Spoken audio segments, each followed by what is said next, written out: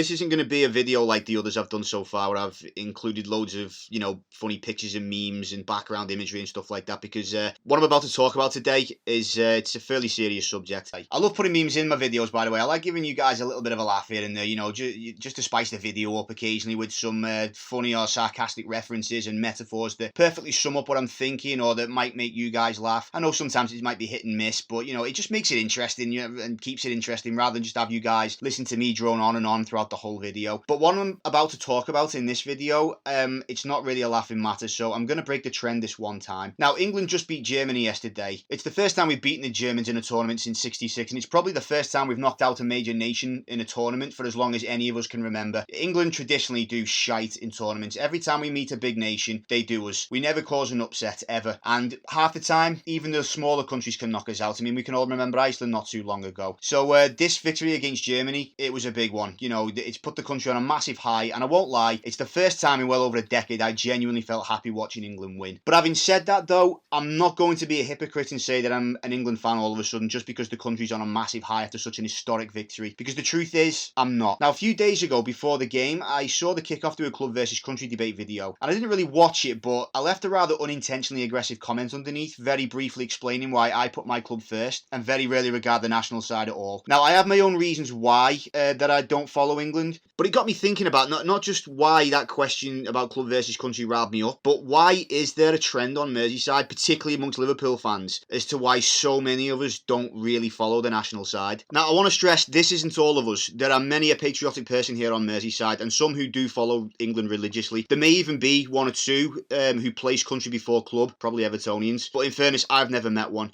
But whether you do like England and you do fiercely think that people should get behind the country or not here on Merseyside, you can't ignore that there is an anti-patriotic element amongst Liverpudlians, both the city and the fan base. So why do so many of us just not follow England? Now look, although I personally don't agree with all of what I'm about to explain and delve into here, I personally have my own reasons why I don't follow England, and they're very, very different to everything I'm going to explain. I might even do my own reasons in another video, but I bring this up because I do see and understand where this feeling genuinely comes from here on Merseyside, why so many don't like the national team and why they don't follow it. I also want to point out as well that not all Liverpudlians will not follow England for all of the reasons that I'm about to delve into.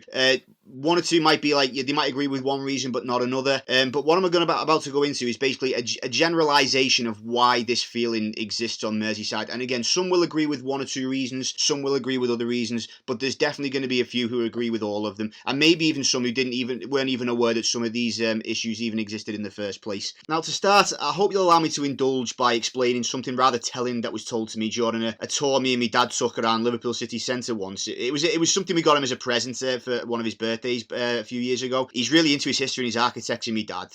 Might be where I get me interest in stadiums, believe it or not. But he bleeds Liverpool red, my dad. And like I said, he loves his history and his architecture. He's a fiercely proud local, so we got him it as a bit as a present. Now, there's a tour that takes you around all the buildings of interest around the city centre, and there's surprisingly more than you'd think, like around Liverpool. Anyway, I digress. The tour we went on, it took us to the old Admiral's headquarters for the Royal Navy during the Battle of the Atlantic. Again, bear with me, I'm getting there. While the tour guide was explaining the heroics of the Liverpudlian admirals and seamen and dock workers who play such a vital role in the whole thing, he suddenly broke off mid-sentence and said, and I quote, "And then that prat Churchill went and took all the bloody credit for the heroic role our people played to keep this country supplied and kept us in the fight against the Nazis." He also said there's allegedly a quote Churchill made about Liverpudlians where he called us the most unpatriotic lot in the land. Now, I know some of you might be thinking, well, you're going into a video about why Liverpool aren't very patriotic, so he was right. This is way before then.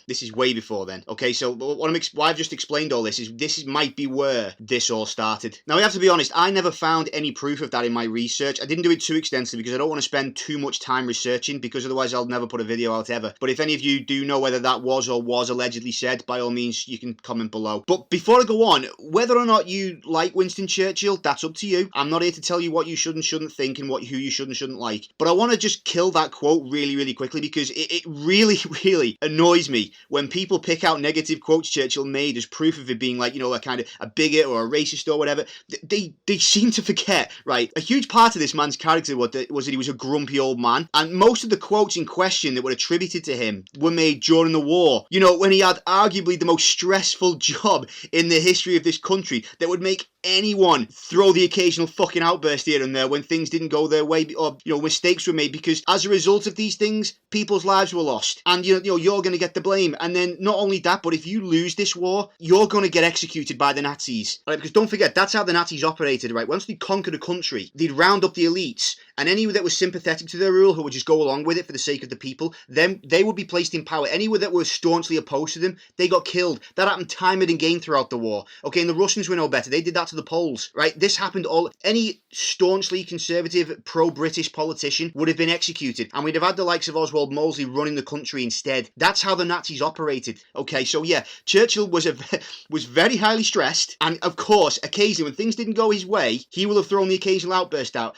He said things about the Americans, he said things about the French, he said things about everybody. Okay, he verbally spat the dummy out all the time, and us 75 years later hold it up as proof that he's a misogynist, he's a racist. Look at all the things that he thought and said at the time. I mean, context, people. Context, please. And look, there's no shortage of images of Churchill visiting Liverpool to praise our people and keep morale high here, because he fucking knew. He recognised how important the Liverpool docks were for the transatlantic trade during Lend-Lease with America, and also during the Battle of the Atlantic, both of which were keeping the country in the fight at a certain point of the war. We were on the front line, and he knew that, and he came here to visit us and try and keep our spirits up. So yeah, take that for what you will. But anyway, I digress. This conception or misconception, I mean, like I said, I wasn't there, I don't know the truth, this is just my opinion, but I think this is maybe where the lack of unity some of us feel with the rest of the country was born, and then it's been passed down and it's manifested through the generations ever since. Now, on a side note, I'm aware that there was an incident in 1911 when Churchill, acting as Home Secretary, sent in British troops and a Royal Navy warship up the Mersey to quell what was called the General Transport Strike in the city, in which 85,000 protested over wages and working conditions, but after a heavy-handed police response, it turned into an 85,000 strong riot. 2-3 days later, the military arrived under Churchill's orders. British troops fired into the crowd and 2 people were shot dead. Now, the reason I'm not going to go into that too much is, first, the city of Liverpool at the time seems to have put this behind them by the time World War II kicked off, as there was no shortage of national unity when a foreign enemy was bombing all of us to shit, and the only way to stop it was to pull together as a country and fight back as one. So, for me, the city at the time seems to have let bygones be bygones and just got behind Churchill. So, but I might be wrong, you can take that for what you will, but that's why I'm not going too far into it now, because it seems the city at the time just let it go. Now, fast forward to the main events, if you like, and it's to Margaret Thatcher's time in government. A woman who's been held up glowingly by most of the nation as the Iron Lady, but who, it has to be said, was fucking brutal against the working class, and in particular, the miners and the city of Liverpool, the city of which suffered an horrendous decline under her tenure, and for which many never forgave her. Apparently, the city went from a population of like 800,000 down to 500,000 while she was in charge. So that just tells you all you need to. People were dying to get out because, she plunged the city into complete ruin, and people were dying to get out. That's how badly the city suffered during her tenure. It's also worth noting that this was the time period where the rest of the country started to develop the stereotype image of the thieving Scouser, because of the increase in crime that came as a result of this decline managed by the Thatcher government. Now, you add all that to the nation getting behind a team that doesn't necessarily always include Liverpool or Everton players, and, well, this is the result. Some of our people just aren't gonna watch them or join in with a country they don't necessarily see eye to eye with on everything. Like I said, most of the country loves Churchill, some in Merseyside don't. Most people in the country love Thatcher, most of Merseyside don't. Some in the country believe the scum's lies after Hillsborough. All of Merseyside doesn't. Now, on a quick side note, I specifically use the word some there because I know a lot of people in the country don't necessarily think this way. I've been around this country, North, South, Midlands. I've been around the country. For most people, any of the Scouse thieving stereotypes, it's just a bit of harmless banter to some of them. With regards to Hillsborough, a lot of people are sympathetic towards us. They know the Sun lied. They know they did. They know they made up stories just to sell papers. And a lot of them, they know that Thatcher was a controversial figure. They know she did some things right and some things wrong. They know that a lot of what she did wrong was fucking horrible, and a lot of people suffered as a result. I mean, I'm not a Scouser, okay? I'm not. I live near the city. I mean, people from Merseyside can tell by my accent I'm not a Scouser. Some people might, who aren't from the northwest might struggle. How are you not a Scouser? I'm not a Scouser, okay? I live outside the city. Got some family in the city, but I'm not a Scouser. But around the country where people have thought I am a Scouser, and I've always corrected them. As I said, I live near Liverpool. Don't live in Liverpool. I live near Liverpool. But those who thought I was, they've always been very welcoming towards me. They've been very welcoming towards me. There's been a little bit of banter here and there. Sometimes, I do get the fuck off your Scouse cunt here and there, but that's not because I'm from Liverpool. I've seen people from Manchester called a mank bastard. I've seen people, Geordies, I've seen them be Geordie insults thrown at them. It's just people treat you as you treat them. That's what I've noticed. And the regional, bickering, the regional banter, you just take it with a pinch of salt. I've always found Scousers to have a great sense of humour. So, anyone that does get offended by the Scouse thieving stereotype, if it's said in the right context, just laugh it off, throw something back. You don't have to get so upset about it. But I understand completely why people get upset that it's there in the first place. That's the point I'm trying to make. And this, again, feeds into why there's a lot of people on Liverpool who just don't want to follow England. There's just too much of a us versus them thing with the rest of the country because of so many things that have happened, the Churchill, Thatcher, the Scouse thieving stereotype. And also another final point I didn't want to include, but I've decided it's worth a mention anyway. It's hard for us not to feel hypocritical celebrating goals scored by rival players we normally boo or otherwise despise when they play for the clubs. But the reason I was in two minds about whether to include this is, well, that's not unique to us. I mean, look, for example, I doubt every Arsenal fan celebrates when Harry Kane scores, as an example. Now, believe it or not, despite me going through all that, it's not necessarily my reason why I don't follow England. I happen to like my country. You